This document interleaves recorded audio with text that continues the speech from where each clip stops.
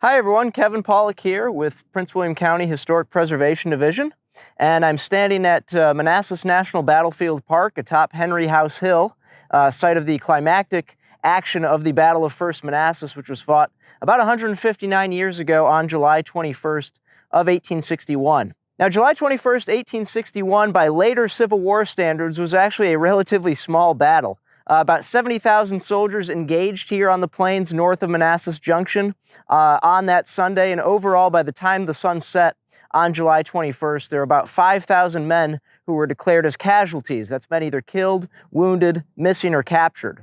So even though by later standards this was not the largest or the bloodiest battle of the American Civil War, as of July 21st, 1861, in American history, this was the largest and the bloodiest battle up to that time in American history. Of course, while the battle just lasted one day, the ripple effects and the repercussions of this action lasted for weeks, months, and in some cases even years and decades afterwards. And that's especially the case with two of the soldiers who belonged to the 33rd Virginia Infantry, part of the soon-to-be famous Stonewall Brigade, that opened the action here on the afternoon of July 21st atop Henry House Hill.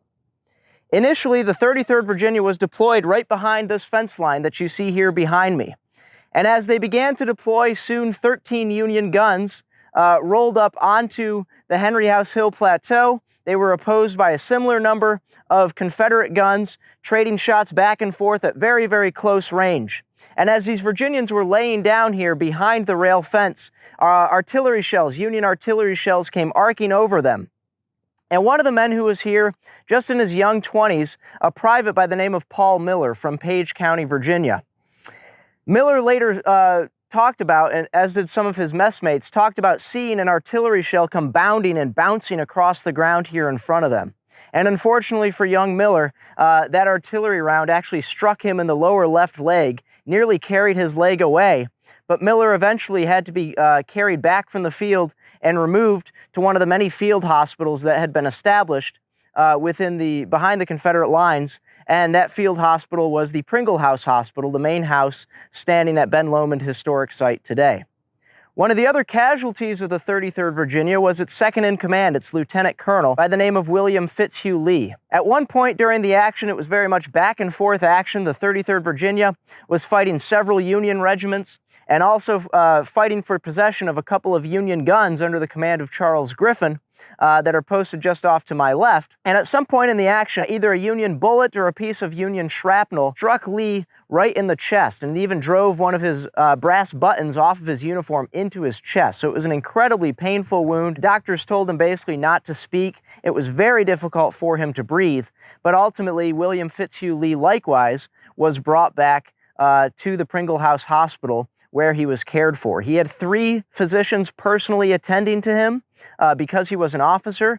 He also had his own room to himself there within the house. His wife, Lily, traveled from their hometown in Shepherdstown, Virginia, now West Virginia, to be with him and try to nurse her husband back to health. But unfortunately, after about a week of suffering from his wound received here atop Henry Hill, William Fitzhugh Lee would die of gangrene. His body was brought back to Shepherdstown, where it was laid to rest in the family plot, the Lee family plot. Lily never got over her loss of her husband. They had been married just under 2 years by the time he died.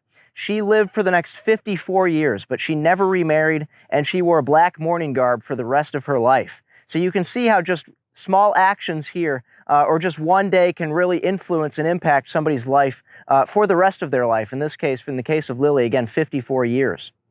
For Paul Miller, the gentleman who had nearly the lower portion of his left leg carried away at this fence line, he incredibly did survive, though he did lose his left leg to amputation later that night at the Pringle House Hospital. Famed Confederate surgeon Hunter McGuire was actually the one to perform the surgery. And Miller went back home to Page County. He continued to farm for the rest of his life. He was always writing further applications to first the Confederate States government and then later on the government of Virginia, asking for reimbursement for purchasing a prosthetic limb so he could continue to go about his business at his farm. Unfortunately for Miller, it was a hot day, very similar to today, in June of 1907 when he was out tending his garden, when suddenly he fell ill And just like William Fitzhugh Lee, it took him about a week to die, but Miller died ultimately on June 25th, 1907. So two very similar stories between William Fitzhugh Lee and Paul Miller. Of course, two very different endings, but you can see how either Lee or Miller or their families were impacted by just a few minutes of terrible action here atop Henry House Hill. Overall, for the Battle of First Manassas, I mentioned some of those repercussions. Both sides believed that the war was going to be relatively bloodless and quick, and the action that took place and culminated here atop Henry House Hill proved that otherwise. If you'd like to learn more about the aftermath of the Battle of First Manassas, I'd encourage you to visit us at Ben Lomond Historic Site.